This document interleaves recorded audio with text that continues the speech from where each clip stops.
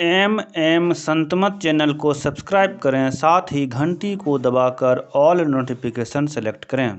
आप सभी से आग्रह है कि सत्संग को पूरा अंतिम तक देखें। संत सद्गुरु महर्षि में ही परमहंस जी महाराज का प्रवचन बहुत ही प्रभावशाली होता है एवं सार बातों का प्रवचन होता है।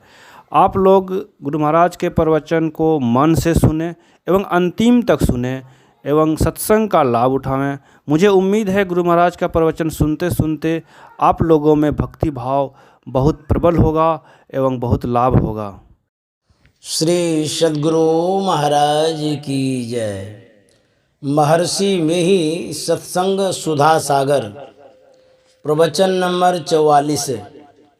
संत सद्गुरु महर्षि में ही परमहंस जी महाराज का यह प्रवचन खगड़िया जिला अंतर्गत ग्राम मानसी में दिनांक 24/2/1953 ईस्वी को प्रातःकालीन सत्संग में हुआ था।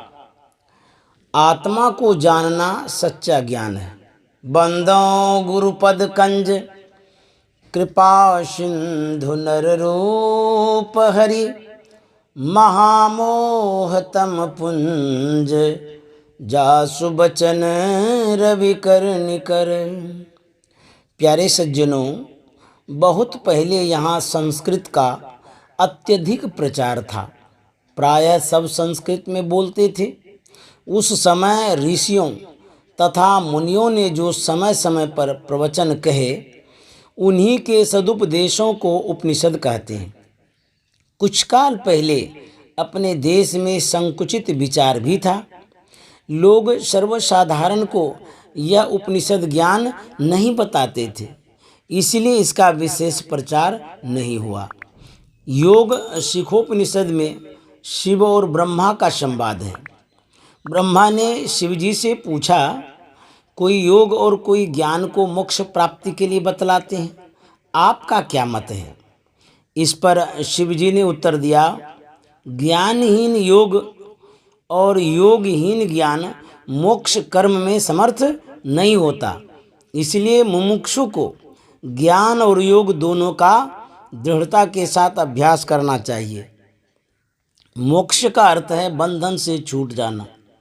हम सब लोग बंधन में बंधे हुए कैद हैं, शरीर में कैद हैं और जड़ चेतन की गिरह से बंधे हुए हैं। इसलिए सब लोग दुख उठाते हैं। यह दुख क्यों होता है? शरीर रहने पर ही दुख होते रहते हैं। काम क्रोध उत्पन्न होते रहते हैं। इसका कारण शरीर है। शरीर और संसार से छूटने से ही दुख छूटेगा। ज्ञान का अर्थ है जानना, योग का अर्थ है मिलना। ज्ञान से जानने में आवेगा कि किससे मिलना है। योग जानने से उसकी क्रिया करके उससे मिलेंगे। ईश्वर से मिलने के लिए जो क्रिया है वह योग है।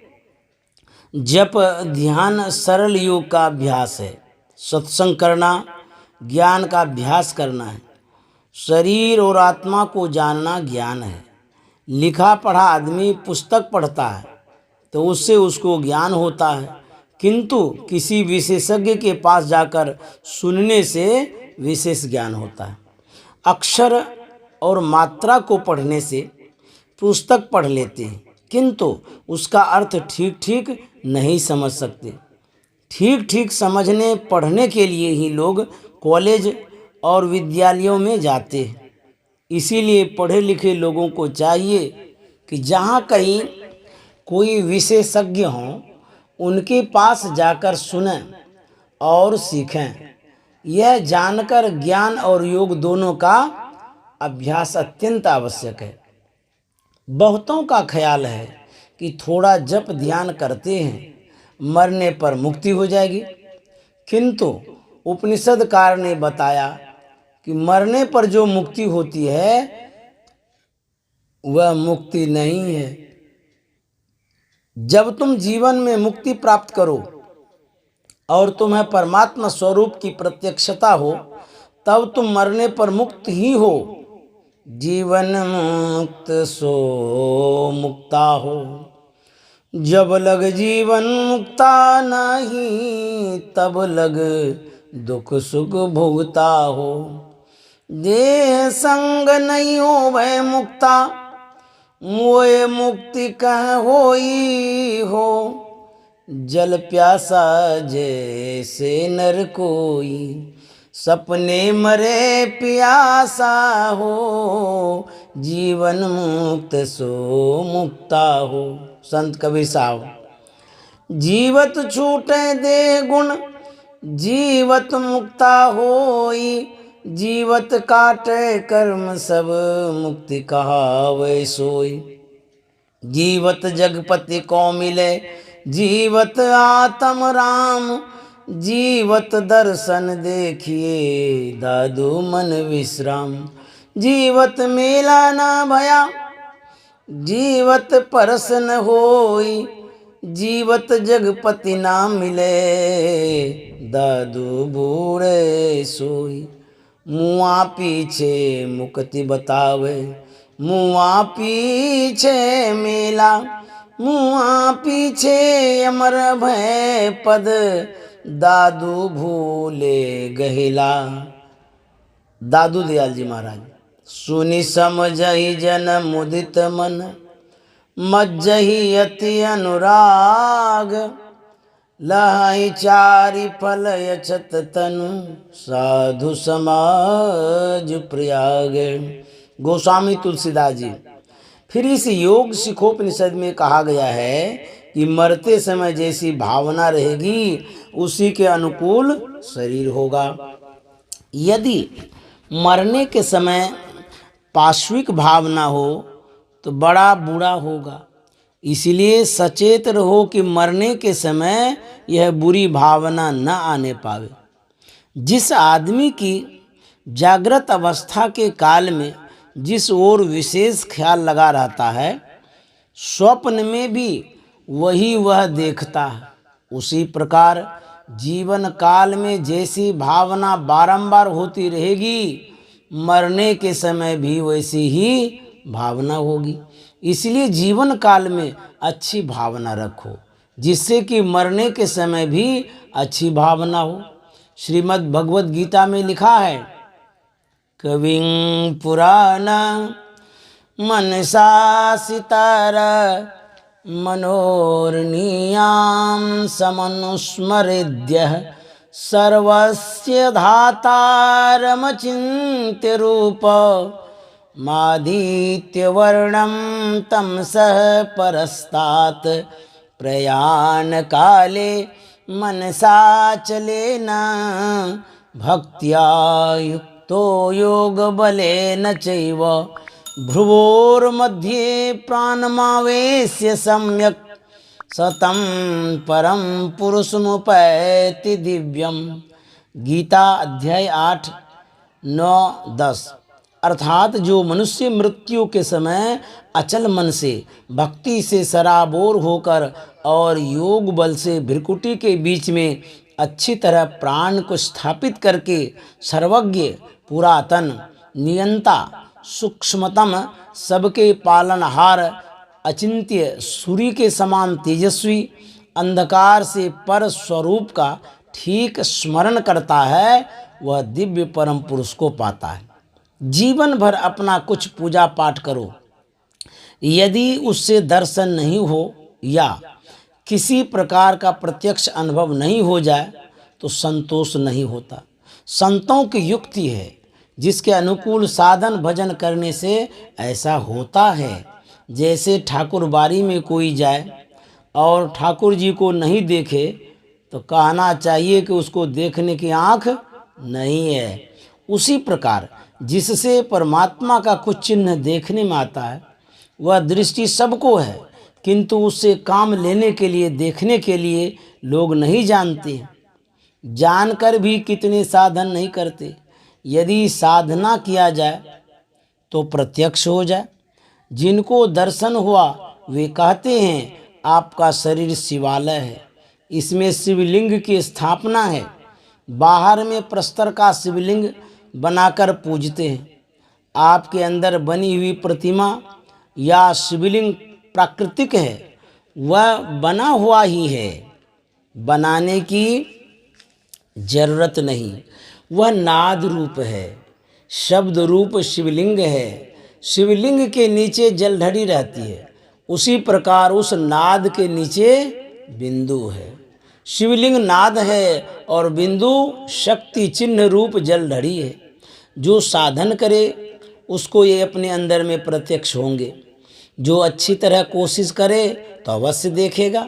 ये कोई ऊंचे दर्जे की चीज़ नहीं है, नीचे की ही है, किंतु मन को पवित्र रखना जरूरी है।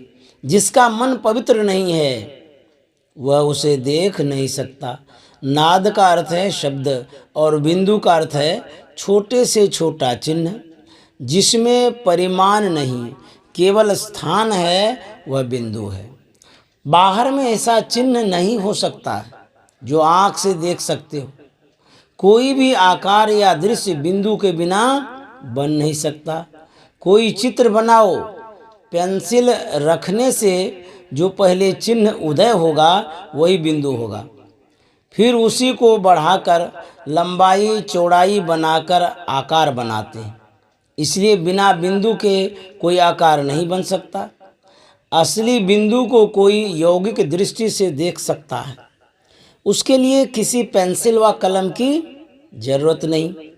अपनी दृष्टि की नोक जहाँ दृढ़ता से ठहरा रखेंगे वहीं बिंदु उदित होगा।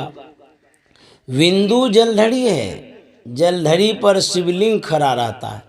उसी प्रकार जहाँ बिंदु उदित होता है उसके ऊपर नाद खड़ा हो जाता है। संसार में बिना शब्द के कोई जगह नहीं है। शब्द कैसे होता है? शब्द संघर्ष से होता है, गति से होता है। गति कहते हैं चलने को, कंप को। तारे चलते हैं, पृथ्वी चलती है, सबकी गति में शब्द होता है, किंतु आप सुन नहीं पाते। गति में ध्वनि है। संसार में सब पदार्थों की गति है। बिना शब्द के संसार का एक रत्ती भी खाली नहीं। हम लोगों का शरीर बढ़ता है, इसमें भी गति होती है, इसके शब्द को सुन नहीं पाते। नाड़ियाँ चलती हैं, इससे भी आवाज़ होती है। जहाँ कुछ गति है, संचालन है, वहाँ ध्वनि है।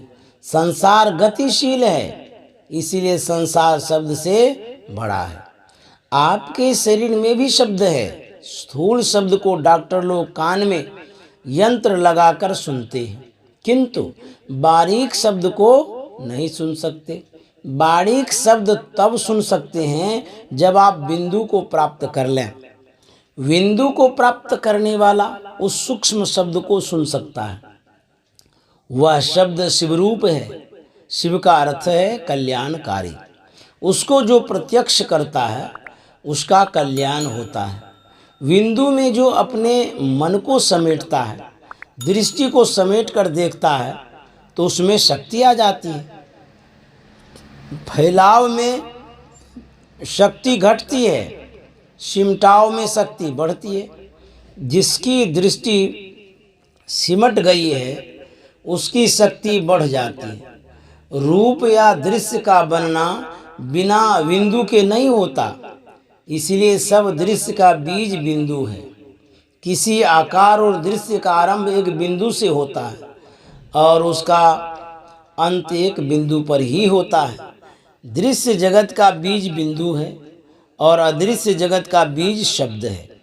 जिसकी वृत्ति शब्द रूप शिव को पकड़ लेती है वह सारी सृष्टि को अंत कर जाता है। उसे मोक्ष के साथ परमात्मा स्वरूप की प्राप्ति हो जाती है। श्री सद्गुरु महाराज की जय।